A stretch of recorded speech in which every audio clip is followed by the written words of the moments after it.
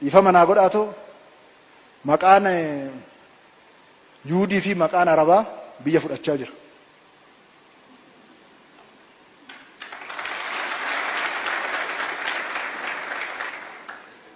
Amantaan sun oromummaadhaa ol akka hin taane ifatti lafa kaa'an. Sila akka kootiitti tungursaa kan ka'e ta'e maalan jedhee si gadhiisaa maqaa ofitti deebi'uu jalqabdaniittu galataa olaanaa irranaa birrataa insarmuu kanatti moggaafachuu jalqabdaniittu jabaadhaa jetta jennee eegne garuu isa kana hunda isaa dhiiftanii hawaasa fuuldurii dhaabbattanii hin baay'atte jechuun immoo baay'adhaa hin xiqqaattanii habarsaa jechuu ta'ee argama kuni.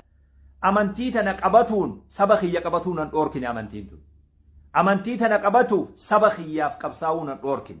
Amantii tana qabatuuf saba kiyyaaf dhimmuun an dhoorkine. Amantii tana qabatuuf saba kiyya jaalatuun an dhoorkine. Eega akkas taate isiinuu sabuma kiyya dhiigaa fi lafeen nu makamte nuti.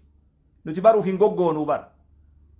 Ittiin jeekkarree, ittiin darasnee, ittiin haramnee, ittiin hakaafnee, dhagaa ittiin daayinee bara. Dubartiin keenya dhagaan itti daayite islaamummaadha. Nuufi isiin adda ba'uu hin dandeenyu. Aslumaa Oromiyaa yoo nu qeebalte akkatti nu qeebalti. Takkaa Oromiyaan nu hin dinne nuti. Namni Oromiyaan harka dhoytuuf yoo jiraate nuyitu.